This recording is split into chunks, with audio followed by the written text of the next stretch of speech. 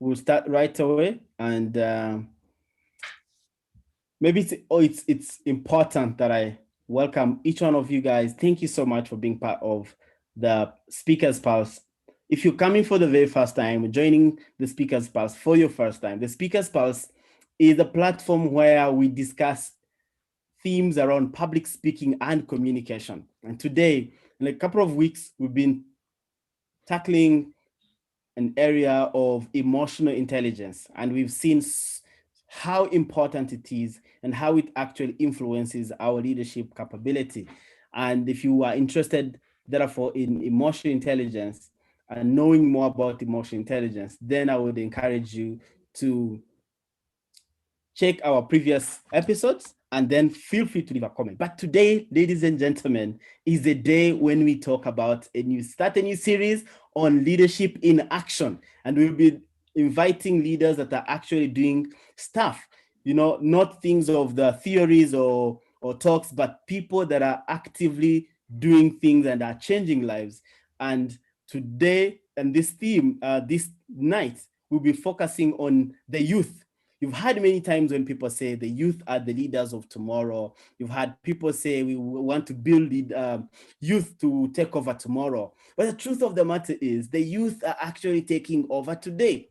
And there's a countless stories of young people. And today, this morning, I had a chance to meet some of my old friends, people that I met about 10 years ago when they are just still students.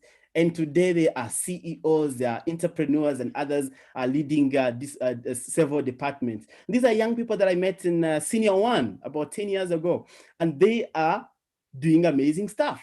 So when people say we leaders, so the youth, we the youth are the leaders of tomorrow, I beg to differ and say youth are the leaders of today. And if you don't agree with me, today I have brought you two amazing leaders that are changing the world, that are contributing in their own simple way. And what is interesting is the humility that they approach the world with. But the truth of the matter is, it's only those that have something to offer that will know the value of humility. So, ladies and gentlemen, this night I have brought you two amazing young people, all of them in their 20s, and all of them leading, co-founding or founding their organizations, and today they are taking an active role in leading their companies. Let me begin with a lady that I recently got to learn of, Amina Umuhoza, such a wonderful lady, such a galvanized leader, someone with a great vision. She's currently a CEO and, of course, founder of Soya. Please, sorry, I must have butchered it. Is it Sayo? Sayo? The Saye, sorry, I beg your pardon. Currently CEO of Saye, and she has a flagship product that she'll be talking about in the Ducatas, and she is also a leader of several other youth affiliations. But most importantly, her social enterprise is taking lead in offering, especially adolescents, particularly young women and adolescent girls, an opportunity to understand about their sexuality, but also offering them a safe and a secure option to find help, especially that in our deep communities, we don't talk about sexual and reproductive health. But how can it be? How much difference can information be? And today we'll be talking about that with Amina. Another gentleman that needs no description if you're a reader, Ganza Bertin. This gentleman, I got to know about Bertin about 5 or 6 years ago, and he was extremely hungry to learn. He joined me in Toastmasters. He followed me through everywhere I started the Toastmasters Club. He wanted to be part of it. But little did I know that there was a wealth of creativity, desire, vision that was laid on his heart. I think around the same time he started a youth movement called Afflatus Africa. And those of you that are readers, I'm sure you've heard about Afflatus Africa. This gentleman has single-handedly, of course with the help of the rest of his friends, but has really driven a movement in Kigali. In fact, beyond Kigali, the other day he was telling me that there were several chapters in Kampala. I'm sure, I think he did talk about Nairobi, he talked about, and I know he's thinking about all over Africa, but he is saying that can we read and create change? And he has hosted different people ranging from ambassadors to practitioners, doctors, name it. This gentleman has brought people together so that they can read. And I can tell you, if you followed him, you know the impact that reading has created in our community. So ladies and gentlemen, who again is saying that youth are the leaders of tomorrow? I think all of us can agree that the youth are surely the leaders of today. To start off this conversation, therefore, I began by butchering your company's name, and I really am very sorry, Amina. Why don't you just tell us how, what inspired you to start, and what problems were you trying to solve? Amina. Thank you so much. I will begin by thanking you for hosting.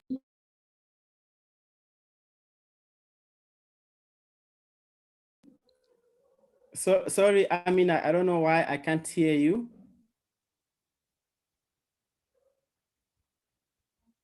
No. Are the headsets plugged in well? If you're using headsets, kindly check those. Yeah, technology has its way of messing our life, but nonetheless, we will hang on. Okay. Yes, now I can hear you.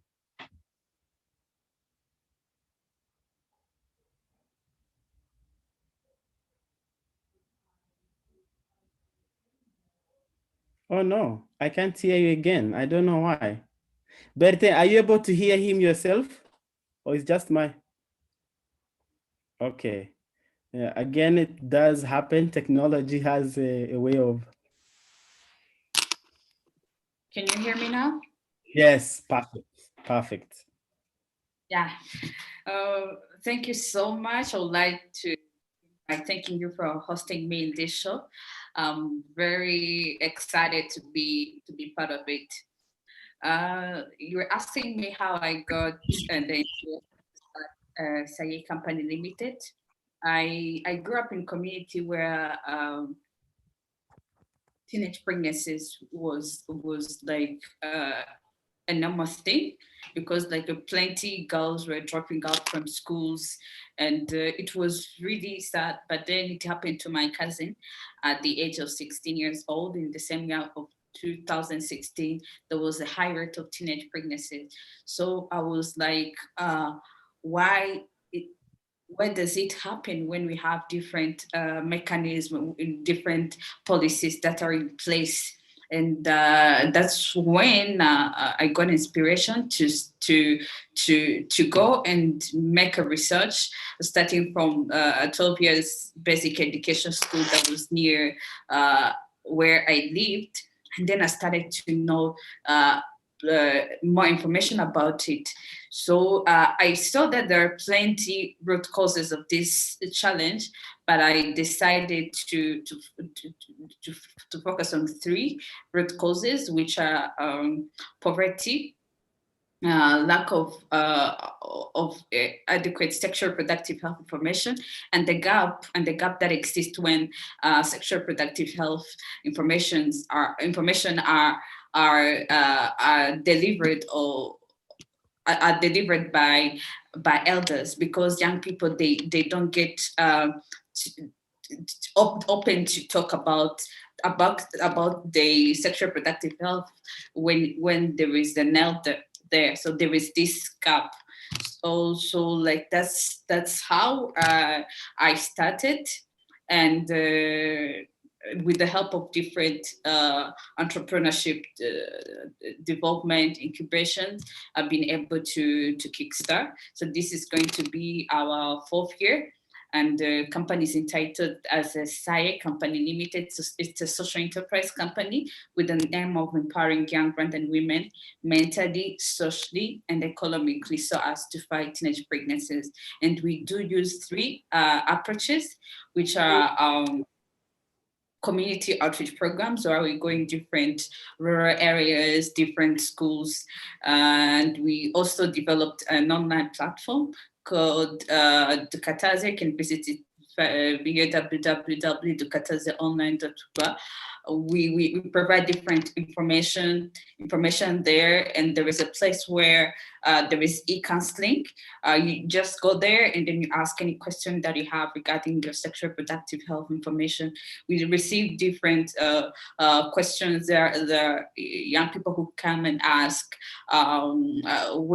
what can I do? I had unprotected sex with my boyfriend, for instance. What can I do? Like questions like that. It's a safe place where you can come, and then you won't get stigmatized when you talk about it. So and we also have the economic part, because we are not an NGO. So it's a social enterprise. It's actually a hybrid of NGO and the normal company. So we do have also the economic part, where we sell products produced by young women, and we mainly focus on the home decoration. And the money that we get from there, they help us to sustain our activities. Yeah, thank you. Well, thank you so much, Amina, for laying us the whole journey in just a few minutes and giving us a picture of what you're doing. So you're actually taking an active role in empowering other young people, one, by providing adequate information, by giving them counseling that is probably not freely available to them, but most important, in addition to that, then you're also giving them a market for the produces that they make, so that they can actually empower themselves. Because we know that empowerment should be 360, should be all around, and giving them a chance to access markets is yet another great thing. And maybe we'll talk more about that. Thank you so much, Amina. It's already exciting. And I'm sure our audience, our people here, you can see that the Amina's story comes again to underline that leadership knows no age. It's about taking initiative, and that's what Amina did. Bertin, I want to get back to you, my friend. I know the struggles that you went through. I know how much you've invested in Affratas Africa. Do you want to tell us what inspired you to begin to start your organization? And then also, what particular problem? We've heard that Amina wanted to create information around sexual and reproductive health, but also create a way where young people can sell their produces and in many aspects be able to contribute to their own economic prosperity. What inspired you to start Affratas Africa? And if you could talk more a little bit, if you talk more about Reading for Change and a few conferences that you put together. Yeah, sure. Thank you so much. First of all, I would like to start by thanking you for inviting me today and making me sitting with Amina, a young lady that I really admire and respect because of her hard work and great things that she's doing for the community. Back to your question, I would like to, it's a long story, but to cut it short, I grew up as an active member of different youth-led movements or organizations like ARG, Genocide Survivor Student Association, that I joined in 2010 when I was in senior 2. And since then, I became an active member.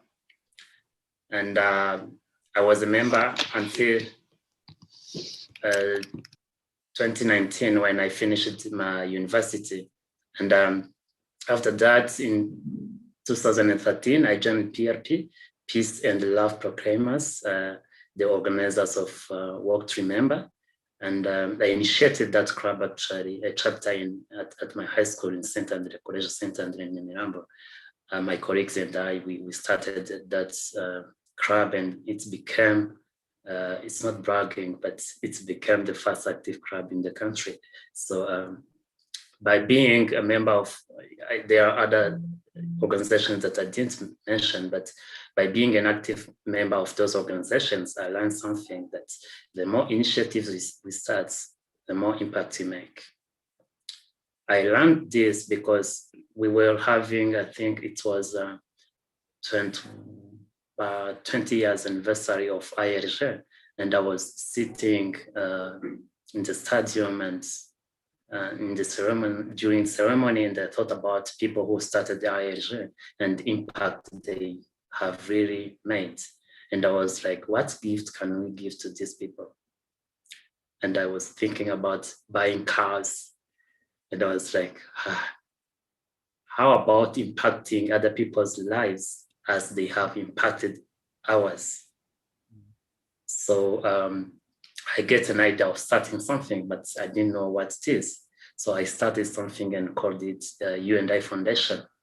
But I didn't have a really big or a clear vision. So I formed a WhatsApp group. I added my friends. I told them, I need us to meet, talk about our challenges and how we can find solutions as youth. And then we did one meeting here in Kigali, those who are in Southern Province did a meeting in Huye. And we had few people who are studying in Kenya and China, because if I added maybe Joshua added Amina, and it was a circle. So by that time in 2015, we had many Burundians coming to Rwanda because of the insecurity that was in their country. So we were 47 in WhatsApp group, and we realized that 20 are Burundians, and half of them were still in Burundi. And it was a good time for them as youth to sit and talk about the issue they have and how they can be solutions. So I started organizing a meeting for Burundians who are in Burundi, while I haven't even crossing the border going to Burundi. Of course, I know some names, Buja, BJ, Kamenje, Chiritoche. So while we were coordinating that to see how they can meet, something, a rumor came in different newspaper that there are camps in Rwanda that are training young people who will go to fight with the government of Burundi, and I was scared. I was like, what if this collide with politics and I don't have someone to look after me? So I decided to cancel, to delete that group. I told them that you guys, I know some of you have already become friends. Please continue your friendship, but the organization is not going to continue. But I really still had that feelings of starting something. Of course, I was still a member of PRP and IRG and very active, because I started my university in 2015. And then I was also a leader in IRG at my university. So I really still had that feeling of starting something. And one day, it was, I think, in August 30th, 2016, I was attending a conference that was organized by Aegis Trust, or Kigali Genocide Memorial. As it was an international conference, more than 120 participants from more than 20 countries around the world. And then one speaker, on the fourth day of the conference, one speaker came and she really inspired me. Going back home, I went back thinking about something that I can do to inspire other people, as she had inspired me. And that time I was very active on Facebook, and many young people were active on Facebook. So I decided to start a Facebook page, so to just put quotes of Kagame, inspirational words from Joshua, so that a young person who uses Facebook for chatting can also maybe visit that page and get inspired or motivation. So I called it Addicted to Inspire. I just called a friend of mine called Basia Kwizera, who founded Nkunda Kusoma Book Club. And I was like, man, today I was inspired and I want to do something to inspire the people. And he was like, what do you want to do? I don't know, but I feel like I can start a Facebook page to just post things that Mandela has said, you and Annie, his girlfriend, has said. And he was like, okay, could you please, I was like, could you please help me to find a name? And he was like, I need something just which is in line with motivation or inspiration.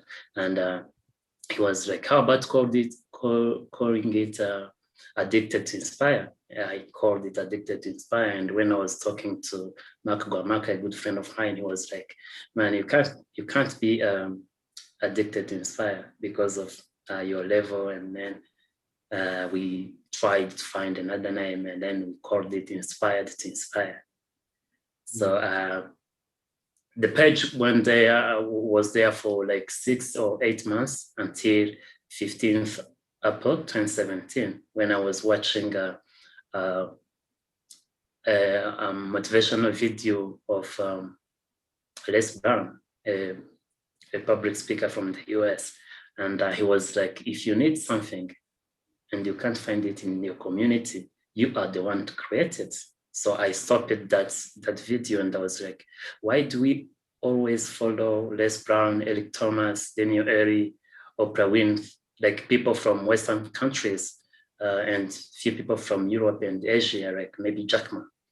So I was like, don't we have motivational speakers in Rwanda or in Africa? The answer, I was having a conversation with myself. The answer was, yes, we do. Because I knew Joshua, I know different people. So, and the second question was, I felt like it's even easier to learn from maybe Patrick Buchanan, the founder of AC Group, than learning from Bill Gates, because Patrick will live in the same condition, like political condition, environment, and everything. But maybe Bill Gates, of course, we know that he was a stubborn guy, like very crazy, spending nights in the computer room. But there is another side of the story we don't know. We don't know that maybe his father was a good friend of the director of the school where he was studying. And maybe if there was another kid who would have got that chance of spending nights in the computer room, maybe he would have done even better than Bill Gates. So at that time, I decided to, on Facebook page, to add on a YouTube channel so that I can make videos of Rwandans and Africans to inspire, who have done something, who have tried and do something to inspire other Africans. I approached a few people like. If you can summarize now, and maybe we'll get into the details later. Yeah, please. Yeah. So that time, what I wanted the problem I wanted to solve was to be a link between young people and the persons, the people they want to be in the future. Because I have realized that one generation can and try their best to get on a certain level, and then the next generation can and then go through the same process. We didn't have really a career guidance process, or maybe a mentorship process, or there was no good platform for young generation to learn from the old generation. So that's what that's what I wanted to do. And then I found a way through reading projects, mentorship, that we'll maybe talk about it. Thank you. Yeah, indeed. And I have partly attended a couple of your sessions, and there's so much life in those conversations, and there's so much learning that one can get. I just want to ask both of you, my friends. There's earlier on, I talked about the allegation that the youth are the leaders of tomorrow. I want to hear your take. What do you think, and what could be the downside of the thinking that goes, oh, youth are the leaders of tomorrow? What do we lose by, and I'm talking about the youth, when constantly we are fed with this information of the youth are leaders of tomorrow, and maybe not allowing us to think of the responsibility now? Amina, do you want to go first? Yes. Like my thoughts on that, I'm not also agreeing with it, because you don't create tomorrow by just folding your arms and waiting tomorrow to come. That's the first thing. And the bad sides of doing that, of always thinking that youth are the leaders of tomorrow, like that's even the reason why we get more leaders who already have gray hairs. We like that's a challenge. Like when you look at the percentage of the presidents that we have here, they're all maybe they're all in beyond 50s. Like it's even like it's something that is like a fact that you can't be a leader in your 30, that you can't be a president in your 30. You always have to wait until you are in 50s, 60s, and that's not correct. And that's also the reason why like youth are always complaining, like because like if the policies that are there are always structured by the elders and not considering maybe the thoughts of youth, or the thoughts of youth, that's the reason why we don't get to see the change that we want to see, because even the policies that are always waiting for us to turn in certain age, which is not correct. So I think that I don't even think it's like it's a fact. Leaders, youth are the leaders of today, and we've seen it in different. Given the example of our country, the people who liberated our country, they were youth. So and even like, because for me, I'm part of different entrepreneurship programs. I'm part of different communities where I see what young people are doing. They're really doing a great job. I'm actually like amazed, and I'm just waiting to see the things that they will be able to achieve at the time they reach at 60s. There will be a lot, because they didn't wait to turn 60s to start. So leaders, youth are the leaders of today. They are not the leaders of tomorrow. And the last thing that I can just say is that practice makes perfect. It's a fact that we all know. So if we are not giving a platform to our youth to practice, to start to make mistakes, they will start to make these mistakes in their 70s, which is not the right time. Like if you start small, you start to learn, you start to be able to accept like it's actually in the how can I say, it's actually in the normal, in the like how in general youth are the people who accept the correction. They are flexible. But when you talk to a 60 person, he or she already have the facts that he believes in. So it will be even hard to correct that person. But if youth are allowed to make mistakes, allowed to lead and be corrected, we'll be ensuring that the future is great, the future full of diversity, full of accepting the ideas of people, full of not being this like putting your own benefits or your own how can I say, like benefits at the forefront of each and everything. So youth are the leaders of today, and something that all of us have to agree with. Thank you. Absolutely. And you mentioned a very important aspect of leadership, that it's better we start early. Therefore, we need to be given tools to be able to take on responsibilities. And you've given Rwanda as a case study, and there's a lot of things that are being run by young people. And look at the speed at which this country is running. I mean, look at yourselves alone. Berthe, do you have anything to add? Just a few minutes so we can transition. Yeah. I also do believe that youth are leaders of today and tomorrow. I got a chance to attend a high-level conference in 2019, and of course I was talking to people from the government, and I talked about this. So it doesn't make sense if a parents have maybe a son of 20 years, and on Saturday parents wake up and go to do umuganda and leave that son at home. Yet, if that son joins university where he will be living, he'll be asked to do umuganda, or after he gets married, like now you are married, so he'll be asked to do umuganda, and that will not be the right time to start practicing that.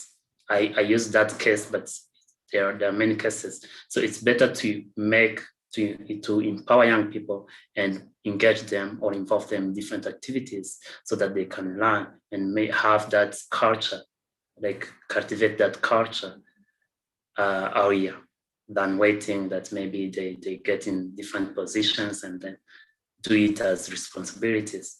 It's better to do it as a culture than doing it as a responsibility. That's why. Thank you so much. Thank you so much. Again, you're also agreeing with Amina that the earlier the better. Let's not wait for positions. Your favorite Ganza, John Maxwell, says that leadership is all about influence. It's not about the position. The position gives you a chance to exercise your influence. But even without a position, you can actually then, and I think both of you are a great example of leadership in as influence and not just position. Now, I want to get back to a friend of mine was like, hey, Joshua, you keep on talking about leadership. And of course, leadership is not just political leadership. There is a lot that it can be happening in the community. There's a lot, even personal leadership. Self-leadership is also a form of leadership. And many people have an excuse of saying, look, I don't have enough. What do you tell a young person that says that they don't have enough? They don't feel that they have what it takes to be leaders. I have friends of mine who keep on saying that, oh, you know, leadership is only for you that are eloquent, you that speak very good English. What do you tell a person that keeps on saying, oh, you know, for leadership is for you that is well connected, you that knows you? Alberte just dropped a heavy statement that he was a part of a high level conference. That when you say that, someone will say, you see, I knew it. Berthe is well connected. Berthe, I'm going to start with you. Such a person. Let me start with, of course, being connected and, let me start with resources. By resources, I mean money, skills, and everything. Many people have said it, but you should start from where you are, use what you have. So I'm going to say that we should invest what we have. If you want to improve your skills, invest the skills you have. And then through what you do, you learn a lot. And many people, when it comes to starting something, they think about money. Of course, we need money. We need money to do everything. I mostly say that after oxygen, in this world, we need money. But money is not the only resources we need. We have time, we have energy, we have skills, we have people. By being connected, you should use people you have to reach other people you have. That's what I did.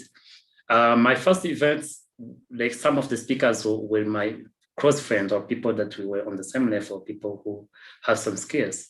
And then I just made sure that we do smart thing. Start on time, end on time, well-organized events, protocol, registration team, moderator, and everything.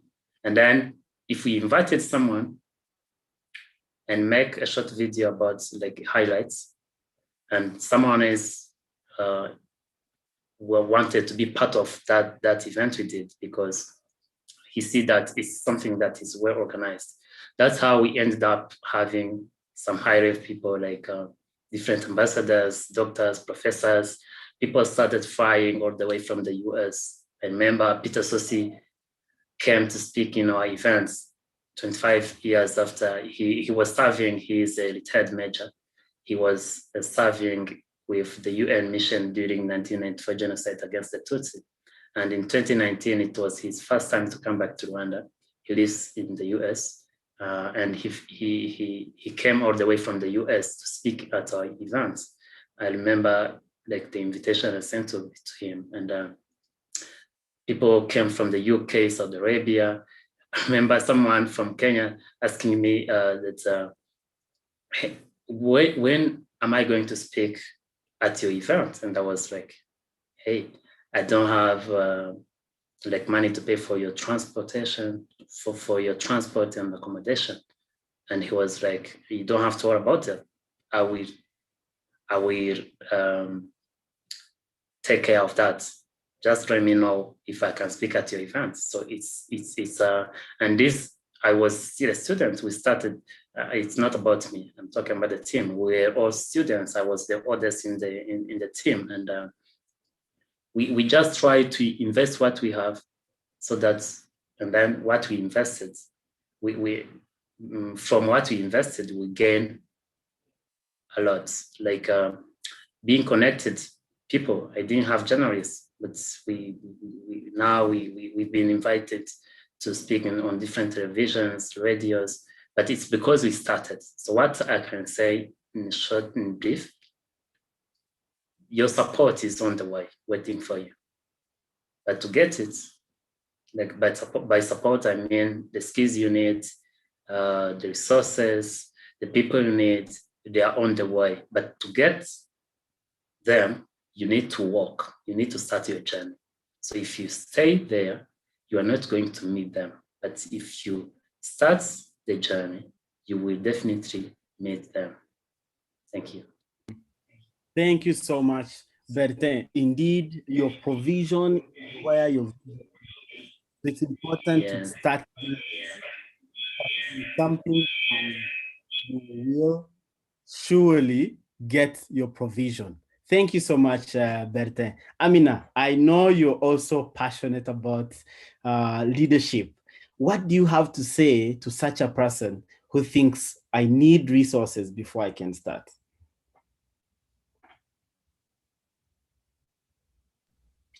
I can say something that I can tell that person is that you don't get better when you're sitting around. You get better through the journey. So I can give an instance of my organization.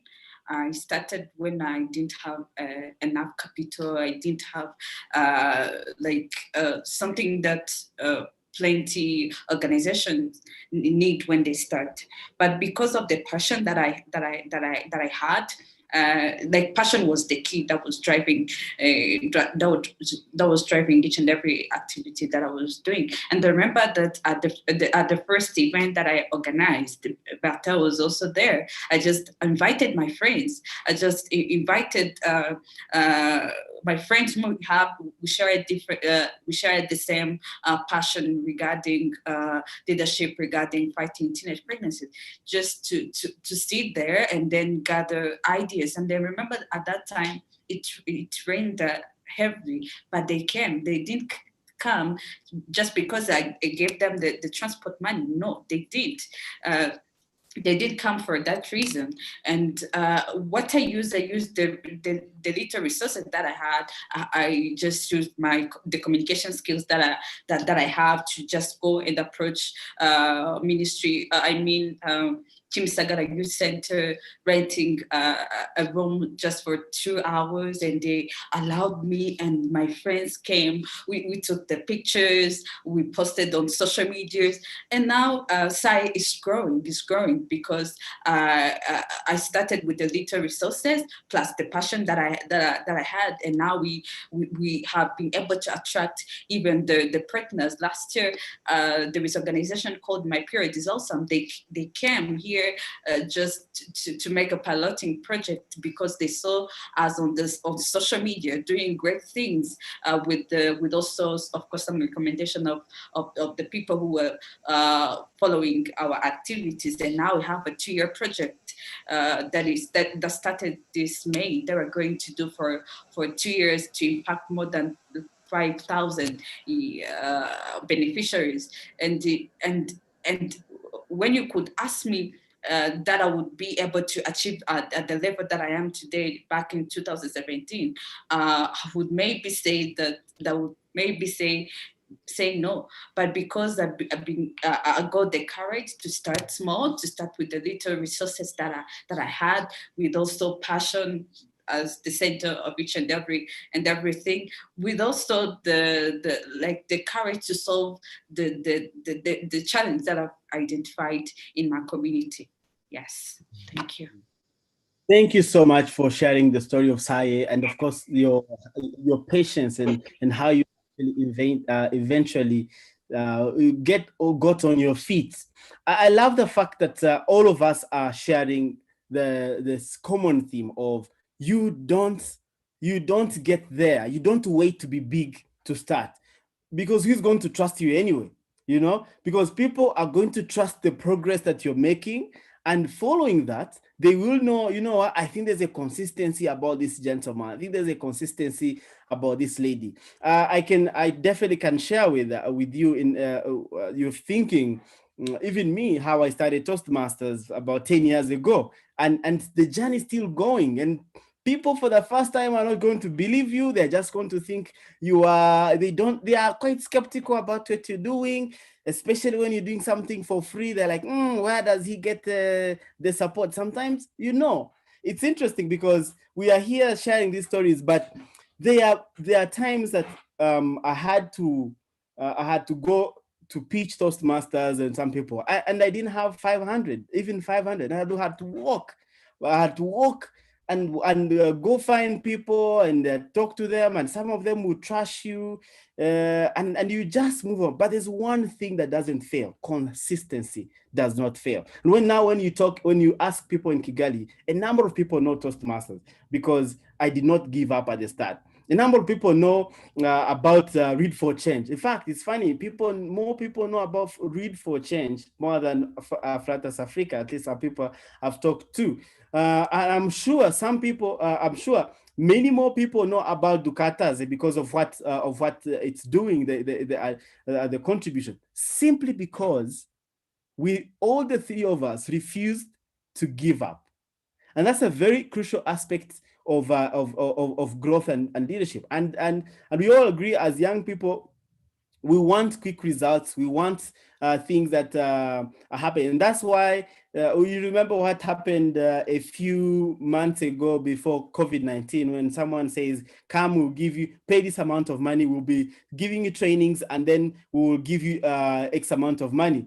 Honestly, who wants to give you free money, right? I think a few weeks ago, we had someone reminded us of this. So as young people, I think it's important to exercise our patience a bit. And I like what both of you said, that your allocation will find you when you're already starting something. Otherwise, who will believe you that you can do something before you show some sort of piloting? So thank you so much, our wonderful panelists. It's already exciting, and somehow time knows how to fly by. But I want to thank every one of you that is listening in and contributing online or on the chat. I want to read a few chats from our wonderful friends. We have Anastas. Well, before Anastas, Infra TV. He says that we are proud of you, Ghana. Amina. Amina, you already have a great following. Thank you so much, Infra TV. We have someone, Anastas, again, another wonderful friend of mine, says, I'm loving the conversation. Thank you, Ganza and Amina, for being part of this conversation. Octave is another regular friend, regular person at the Speaker's Pulse. He says that he laughs about, and I think it refers to what I posed the question of needing to have resources, and he said people that are connected just like Bertin, we need to we are not as well connected as Bertin. And he goes on to say that self-leadership is probably the most important form of leadership, and I agree with you, Bertin. Sorry, Octave, that's absolutely true. We have Castro. He says that thank you very much. I think he's referred to thank you very much. for the conversation. Then we have another regular friend of ours, Ngoga Sarto, our president of Tres Toastmasters, but also he was a champion panelist. He was here a couple of months ago as we talked about communication and how to improve our communication skills. And he says, Joshua, even this speaker's pulse is something, and it's been consistent. Thank you so much for being generous. And you say that starting something and being consistent with it. Thank you, Sarto, for reminding me about it. And of course, Octave says, you know what, that's a very good point, Sarto. And then we have Serugo, who says, Serugo Peter says yes, and I think he's confirming the fact that the speaker's pulse has been consistent and constantly tries to bring conversation around here. And says we are excited. He says yes. Oh, he says that yes from Afflatus Africa. I think Serugo Ndaishimie Peter must be a big fan and a member of Afflatus Africa, because he says yes. Yes, from Afflatus Africa. And then we have, again, he comes again and says, we are excited for this wonderful conversation. He puts on an icon and says, it is lit. Thank you so much, everyone. Feel free to share your ideas. Feel free to share your comments on the chat. Do you have a question that you want to pose to these wonderful stars of ours? Do you have a question about how to begin? Because these friends have begun something, they've been consistent, they've actually started seeing fruits from their starting. Do you want to start your own initiative but want to ask how they actually got there? Do you have a question pertaining youth being the leaders of today and tomorrow? This is a good opportunity. Feel free to slide that in the chat and we will read your comments and possibly pose the question to our wonderful panelists this evening. Again, if you're visiting for the first time, feel free to please subscribe to this platform. We always love young people and people of all walks of life, both young at heart and young in age, depending on how you like to know. We all know that all of us are forever young, and that is the gift that we have. As long as you're breathing, trust me, you're still young. So friends, if you have any question, put that in your comment, but I would like to request you, comments on on this conversation. Please subscribe to this conversation so that the next time you don't miss. But also, if you liked the conversation, you smash the like button and leave a comment as well. And also invite a friend that you think might like the conversation today. Now, friends, time is fast spent, but I know that the time that we have is still a gift that we can use. I want to get back to you, my friends. You guys have started things, and to many of us, you are indeed great examples of good leadership. You started young. We had a conversation, I think it's yesterday, I mean, how you started, and it's something that you believed in when you're still young. You're barely out of teenagehood that you thought about this idea and you became consistent. What two crucial lessons, or maybe let's say leadership lessons, do you think you have learned from your journey? And I'm going to start with you, Amin, and then we get to you, Berthe. Yes, the two leadership lessons that I've learned. The first one is to respect diversity of ideas. And because when I was starting, like I had I had like different things that I wanted to do. Like when you have this program and then you have the different activities that you want to do, like you think like you're going to be able to achieve each and everything, but given the limited resources that I had back then, it couldn't be possible. So I had to respect the diversity of ideas. I could get different feedbacks from the mentors, from my fellow young people saying, Amina, like this is what you're good at. Maybe this one you have to leave it for some time. Maybe when your organization goes, you can get back on it after 5 years. So like that's the first lesson that I learned. And the second one is is something that I've also talked about before, is that passion is the key to each and everything. Yes. Thank you. Thank you so much. Two important lessons from your leadership journey. One, appreciate diversity. It's actually positive because people bring so much to the mix. And two, listen to your passion, and that will keep you moving. Berthe, what about you? What is your story?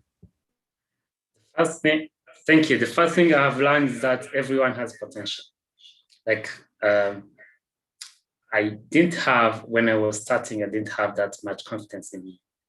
And I had a long conversation with me. I usually say that I was talking to God. But one voice was trying to convince me that I can do this. And I was like, no, why me? You look at these all challenges I have. I don't even have time. I'm a student. I have many courses at school. So, but the other voice was trying to tell me that you can do this, you know. And then I started it. Like we did it as with a team. I tried to empower other young people because I learned that, and this is another lesson. Leadership is about succession.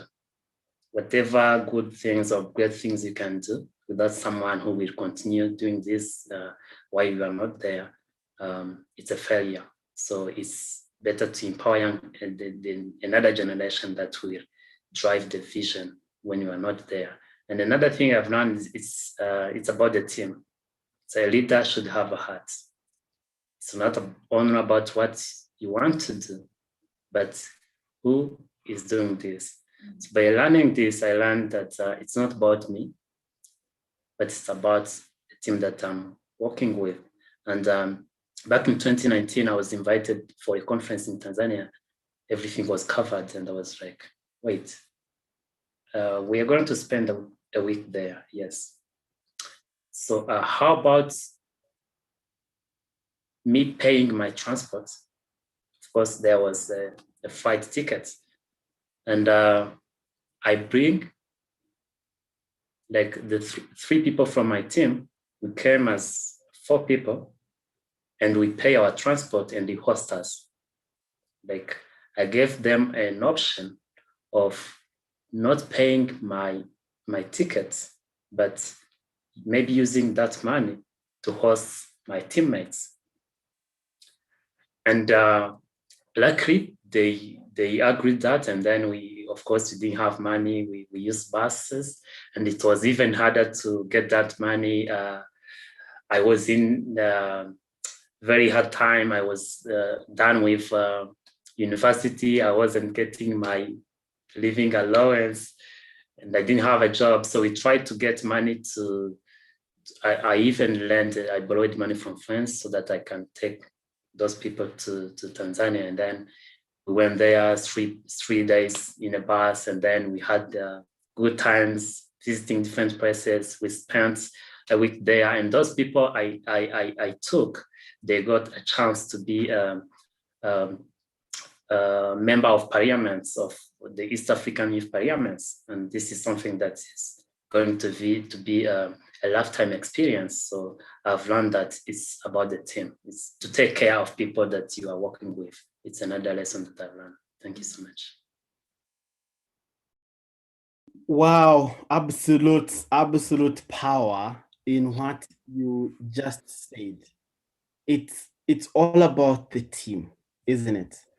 It's all about the team. It's all about other people. Leadership is all about taking care of other people. And that example that you gave there, Beth, of selfless leadership, because I'm sure that the commitment to the cause, to even the organization is even high. Let me tell you something that I agree with. Someone told me, he said, people know when you care about them, and they will also care about you. There's I think if it's not John Maxwell, it should be someone else. Say that people don't care what you know until they know that you care. And that's an absolute yes, that's John Maxwell.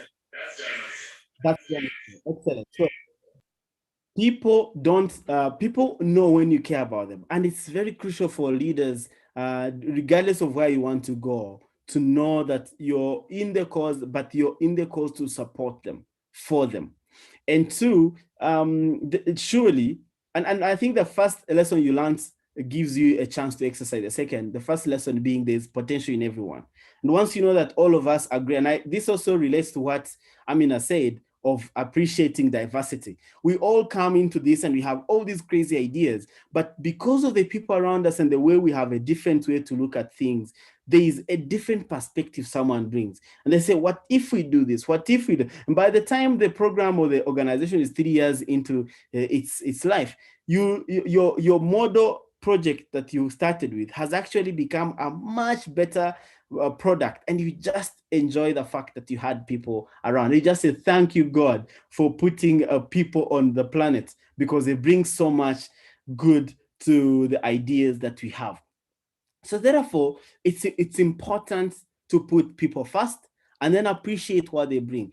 Every one of us, and especially young people, this is a debate that is going on, and especially the older generation saying, oh, yeah, millennials are opinionated or anything.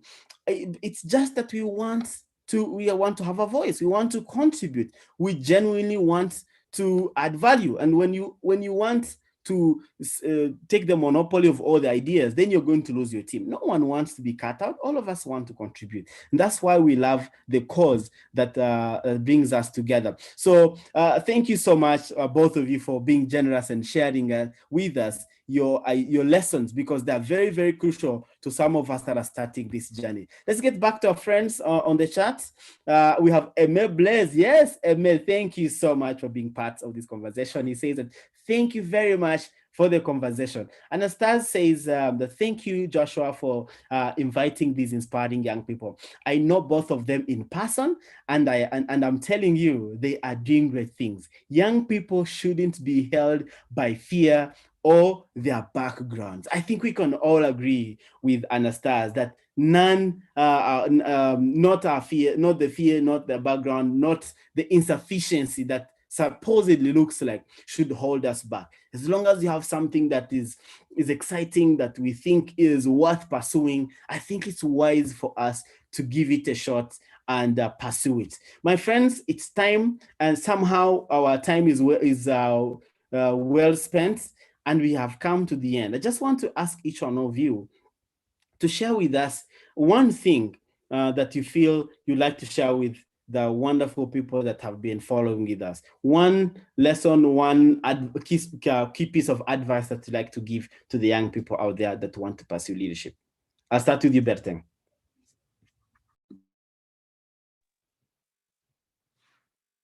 Thank you so much. One thing that I would love to share with young people who are watching or following this conversation is actually what you have said. Like, your background doesn't matter, as Maya Angelou said. It's not about where you came from, but where you are going or where you are heading to. So something is really on my heart. It's about that. The challenge you have now, the hard times you are going through, can't keep you from realizing or working on a passion to reach your vision. It's actually, it should be the motivation, actually. I would say to use your challenge, to use your wounds, to use your problems to heal the world, because everything we are facing, there is some other people that are facing the same thing. So if you're facing anything, try to turn it into an opportunity to save lives of other people. Thank you so much. Thank you so much. Just like my pastor would say, there is always a testimony after each and every test. So take advantage of your challenges, and maybe that's the stories that you need to be able to inspire the rest that come after you. Thank you so much, Ganza. How about you, Amina? What is that one golden nugget you'd like to leave us with? Yes. I would like to end by saying that it's okay to fail. It's okay to fail, and losing some opportunities doesn't mean that you're not good, doesn't mean that you're not get there. As long as you keep the consistency of what you're doing, as long as you have passion in what you're doing, you will get there at the right time. Do not fear to fail. It's just one step closer to the point, closer to your success. It's simply a step towards your success. And I maybe this helps to answer Octavio's question. He says that question to both speakers: what one major thing would you say is responsible for whatever success these two organizations enjoy? Maybe quickly, what would you say is one thing responsible for SAYE's success? And then quickly, Berthe will tell us the one thing that you think is responsible for the success of Afratas Africa. One thing is what I've repeated more than one. Yeah, that one thing is more than what I've repeated more than one, and it's passion. Passion is the word. Berthe, what about you? Consistency. Passion and consistency. There you have it. Sorry about that. These are again, Berthe, if Octave, if you're tuning in, I think you've had your answers given to you. Two quick things: one, passion, and two, consistency. If you have those, you will surely have the energy and the drive to continue, and success will simply be imminent. Again, a few comments coming in. We have Anastas coming again, say, Amina, thank you for empowering the young and providing girls, and proving that girls are actually capable of shaking the walls. Diversity reaches me as an awakening point, power to speak out for women empowerment by your role. He comes again to say, taking advantage of your challenges and setbacks is key. Do not fear to fail. Thank you, each and everyone. He says, Octavio also says, thank you for noticing my question, Joshua. Yes, absolutely, my brother. I am not one to forget how valuable you are to this conversation, and you've always been part of this conversation. So thank you so much, Octave, for always being here and sharing. My friends, we've come to the end of our conversation. It's been short and sweet. It's been power-packed, and our wonderful panelists. I want to thank you so much, Ganza. Thank you so much for being part of this conversation. Amina, thank you so much for contributing to this conversation. I can tell you that your time that you spent here is extremely valuable, and the people that have tuned in to listen and those that will actually tune in to listen will learn a thing or two, and by that, together, we will be impacting one another and surely create this elusive change that all of us have been talking about, and maybe one at a time, change the world for someone. My friends, again, thank you as well. Those of you on the other end, you've been wonderful listeners. Thank you for subscribing. Those of you that are new that have subscribed, thank you so much. Thank you for the thumbs up that you've left on our conversation. If you have an extra comment, feel free to leave it in the comment section and we will definitely address it. Do you have a topic that you'd like us to talk about? Do you have a guest that you want us to invite and maybe share their own story of success? And maybe that would impact other people like you and myself. This will be an opportunity. Please leave a comment and we will surely reach out to you and get whoever you want us to invite here. The most important thing is that we create conversations that are worth being part of, and hopefully we inspire change, we inspire growth, and at the end of the day, together, we make this world a much better place. We will meet again in 2 weeks' time. Again, thank you so much for being part of this conversation tonight. In 2 weeks' time, we'll come back with part 2 of Leadership in Action. Until then, this is the Speaker's Pulse.